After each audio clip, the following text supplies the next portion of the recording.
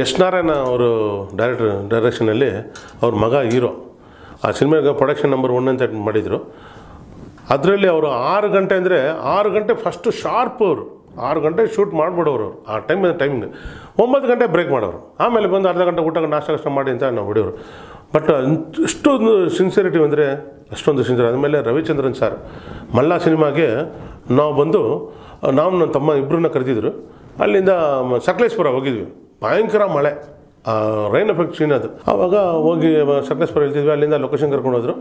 ಮಲ್ಲ ಸಿನಿಮಾದಲ್ಲಿ ರವಿ ಸರ್ ನಮಗೆ ಬಂದು ನೋಡಿದರು. ಸರ್ ನೋಡಿ ಇಬ್ಬರು ಬಂದವರು ನೋಡಿದರೆ ಅವರು ನಮ್ಮ ಕಟೆಬಲ್ಲೇ ಇದ್ದಾರೆ. ಇದೇ ಥರ ಕೂದಲು ಬಿಡ್ಕೊಂಡು ಆ ಸಿನಿಮಾದಲ್ಲಿ. ಏನರು ನೀವು ಕೂಡ ನಮ್ಮ ಕಟೆಬಲ್ಲೇ ಇದ್ದೀರಾ, ಹೆಂಗೆ ಇದು ಸಾಧ್ಯ? ಸರಿ ಆಯಿತು, ಹೆಂಗೆ ಬಂದಿದ್ದೀರಾ ಮಾಡೋಣ ಅಂತ ಹೇಳ್ಬಿಟ್ಟು ಮಾಡಿದರು. ಅವ್ರ ಜೊತೆಗೂ ಸರ್ ಏನು ಸರ್ ಮನುಷ್ಯ ಅಂದರೆ ಏನು ಸರ್, 5 ದಿವಸ ಡೇ ನೈಟ್ ಕೆಲಸ ಮಾಡ್ತಾವ್ರೆ. ಅವರು ಕೂತಿರ್ತಾರೆ, ಹೋಗಿ ಕ್ಯಾಟ್ರ್ ಮಾಡ್ತಾರೆ, ಮಳೆ ಬರುತ್ತೆ, ತಿರ್ಗಾ ಬ್ರೇಕ್ ಮಾಡ್ತಾರೆ, ತಿರ್ಗಾ ಹೋಗ್ತಾರೆ, ಎಲ್ಲ ಒರೆಸ್ಕೊಂಡು ತಿರ್ಗಾ ಬಟ್ಟೆ ತಿರ್ಗಾ ಬಂದು ನಿಂತ್ಕೊಳ್ತಾರೆ.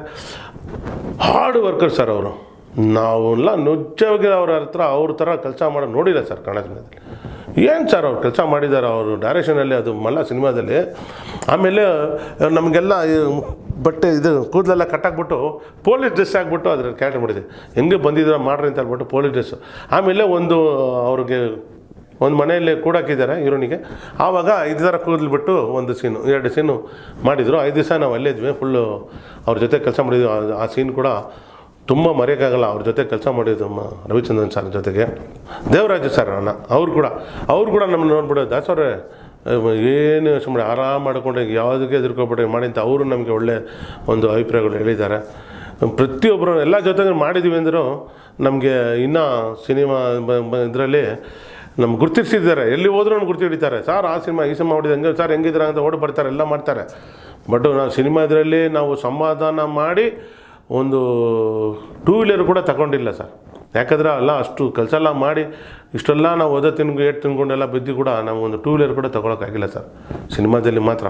ಎಲ್ಲರೂ ನಮಗೆ ದುಡ್ಡು ಕೊಟ್ಟಿಲ್ಲ, ಎಮರ್ಸಿ ಇದು ಮಾಡಿಬಿಟ್ರು. ಇವಾಗ ನಾನು ಏನು ಕೇಳ್ಕೊಂಡ್ರೆ ನಮ್ಮ ಕನ್ನಡ ಸಿನಿಮಾದಲ್ಲಿ ಹೀರೋಗಳಿಗೆ ಕೇಳ್ಕೊಳ್ತೀನಿ. ನಮ್ಮ ದರ್ಶನ್ ಸರ್ ಆಗಲಿ, ಸುದೀಪ್ ಸರ್ ಆಗಲಿ, ನಮ್ಮ ಶಿವಣ್ಣ ಆಗಲಿ, ಆಮೇಲೆ ಈಗ ಯಶು ಅವರಾಗಲಿ, ಯಶು ಕೂಡ ಈಗ ಕೊರೋನಾ ಬಂದ ಟೈಮಲ್ಲಿ ನಮಗೆಲ್ಲ 5,000 ರೂಪಾಯಿ ನಮಗೆ ಪ್ರತಿಯೊಬ್ಬರಿಗೆ ಹಾಕಿದ್ರು. ಅದು ತುಂಬ ಸಂತೋಷ. ಅದ್ರ ಬಗ್ಗೆ ನಾನು ಮುಂಚೆ ಯೂಟ್ಯೂಬಲ್ಲಿ ಹಾಕಿದ್ದಾರೆ, ನಾನು ಒಂದು ವೀಡಿಯೋ ಮಾಡಿ ಕಳಿಸಿದೆ. ಅದೇ ಥರ ಶಿವಣ್ಣ ಆಗಲಿ, ಪುನೀತ್ ಅವರಿರಲಿ, ಅವರಿದ್ದರು. ಅವರು ಕೂಡ ನಮಗೆ ಸಹಾಯ ಮಾಡಿದ್ರು ನಮ್ಮ ಸಂಘಕ್ಕೆ. ಅದರಿಂದ ನಮಗೆಲ್ಲರಿಗೂ ಇಷ್ಟು ಅಂತ ಅಮೌಂಟ್ ಕೊಟ್ಟರು. ಅಂಬಾಳ ಫಿಲಿಮ್ಸು ಅವರು ಕೂಡ ನಮಗೆ ಅಮೌಂಟ್ ಕೊಟ್ಟರು. ಅದೇ ಥರ ಕಿಟ್ಟುಗಳು ತುಂಬ ಜನ ಕೊಟ್ಟರು. ಆವಾಗೆಲ್ಲ ಕೆಲಸ ಎಲ್ಲ ಏನಿಲ್ಲ, ಬಟ್ ಇದನ್ನು ನಂಬ್ಕೊಂಡು ನಾನು ಜೀವನ ಮಾಡಿದ್ವಿ. ಆ ದುಡ್ಡನ್ನು ಯಾವತ್ತೂ ಮರಿಬೋದು ನಾವು. ಅದೆಲ್ಲ ಕೊರೋನಾ ಟೈಮಲ್ಲಿ ಮಾತ್ರ ತುಂಬ ಹೆಲ್ಪ್ ಮಾಡಿದ್ರು ಎಲ್ಲರೂ, ಎಲ್ರಿಗೂ ನಾನು ನಮಸ್ಕಾರ ಹೇಳ್ತೀನಿ. ಯಾಕಂದರೆ ನಮ್ಮಂಥ ಕಲಾವಿದರನ್ನ ಗುರುತಿಸಿ ಇಷ್ಟು ಕಷ್ಟಪಡ್ತಾ ಅಂದ್ಬಿಟ್ಟು ದುಡ್ಡು ಕೊಟ್ರಲ್ಲ. ಬಟ್ ಅದು ಜಾಸ್ತಿ ನಮಗೆ ಯಶು ಅವರು ನನಗೆ 5,000 ಸಾವಿರ ಕೊಟ್ಟಿದ್ದೆ ತುಂಬ ಆ ಟೈಮಲ್ಲಿ. ಬಟ್ ಆವಾಗ ಕೊರೋನಾ ಟೈಮಲ್ಲಿ 1 ರೂಪಾಯಿ ಕೂಡ 1 ಲಕ್ಷಕ್ಕೆ ಸಮ, ಅಷ್ಟೊಂದು ಕಷ್ಟ ಆಯಿತು. ಆವಾಗ ನನ್ನ ಗ್ರೂಪಲ್ಲಿ ಕೂಡ ನಾನು ಹೇಳ್ಕೊಂಡೆ, ಈ ಥರ ತುಂಬ ಕಷ್ಟಪಡ್ತಾಯಿದ್ದೀನಿ, ನಮಗೆ ಕೆಲಸ ಎಲ್ಲ ಏನಿಲ್ಲ, ಮನೆಗೆ 10,000 ರೂಪಾಯಿ ಬಾಡಿಗೆ ಕಟ್ಟಬೇಕು, ಇದನ್ನು ನಂಬ್ಕೊಂಡಿದ್ದೀನಿ, ಸಿನಿಮಾ ನನಗೆ ಏನಿಲ್ಲ ಅಂತ ಹೇಳುವಾಗ ನನ್ನ ಫ್ರೆಂಡ್ಸ್ ಕೂಡ ತುಂಬ ಜನ ನಮ್ಗೆ ಹೆಲ್ಪ್ ಮಾಡಿದರು. ನಮ್ಮ ವೆಂಕಟೇಶ್ ಅವರು ದುಡ್ಡು ಕೊಟ್ಟಿದ್ದಾರೆ. ಆಮೇಲೆ ರಾಜನ್ ಅಂತ, ನಮ್ಮ ಆಡುಗೋಡಿ ರಾಜನ್ ಅಂತ ಒಬ್ಬರು ಇದ್ದಾರೆ, ಅವರು ಕೂಡ ನನಗೆ 15,000 ರೂಪಾಯಿ ಕೊಟ್ಟರು. ಅವ್ರು ಕರೆದ್ಬಿಟ್ಟು ಬಾಡಿಗೆ ಕಟ್ಟೋಕೆ ಕೂಡ ದುಡ್ಡು ಕೊಟ್ಟಿಲ್ಲ ಅಂತ ಅವರು 15,000 ರೂಪಾಯಿ ಕೊಟ್ಟರು. ಈ ಥರ ನಾನು ಏನು ಕಲ್ತ್ಕೊಂಡ್ರೆ ಇವಾಗ ನೋಡಿ, ಈಗ ಒಂದು ಇದಾಗಿ ಬಂದಿದ್ದೀನಿ, ಧೈರ್ಯವಾಗಿ ಬಂದಿದ್ದು, ತಿರ್ಗಾ ಸಿನಿಮಾಲಿ ಮಾಡಬೇಕಂತ ಬಂದಿದ್ದೀನಿ.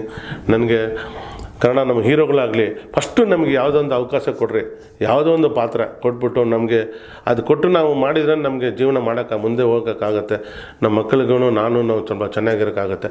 ಅದೇ ಥರ ನಮ್ಮ ಕಾಡಿವ್ರಿಗೂ ಫಸ್ಟು ಕೆಲಸ ಕೊಡ್ರಿ. ನಮ್ಮ ಸುದೀಪ್ ಆಗಲಿ, ನಮ್ಮ ದರ್ಶನ್ ಆಗಲಿ, ಇನ್ನು ನಮ್ಮ ಡೈರೆಕ್ಟ್ರುಗಳು ಆಗಲಿ, ಎಲ್ಲರಿಗೂ ನಾನು ಕೇಳ್ಕೊಳ್ತೀನಿ, ನಮಗೆ ಫಸ್ಟು ಒಂದು ಯಾವುದಾದ್ರು ಒಳ್ಳೆ ಪಾತ್ರಗಳು ಕೊಡ್ರಿ. ನಾವು ಫಸ್ಟು ಕಾಡಿರೋರಿಗೆ ಕೊಡ್ರಿ, ಆಮೇಲೆ ನಿಮ್ಗೆ ಮಿಕ್ಕಿದವ್ರಿಗೆ ಯಾರಾದರೂ ಕೊಡಿ. ನಾವು ಯಾರಿಗೆ ಕೊಡ್ಬಾ ಅಂತ ನಮಗೆ ಹಕ್ಕಿಲ್ಲ. ನಮಗೆ ಇಷ್ಟು ಕಷ್ಟ ಇದೆ, ಅದೇ ನಿಮ್ಗೆ ಹಂಚ್ಕೊಳ್ತಾ ಇದ್ದೀನಿ.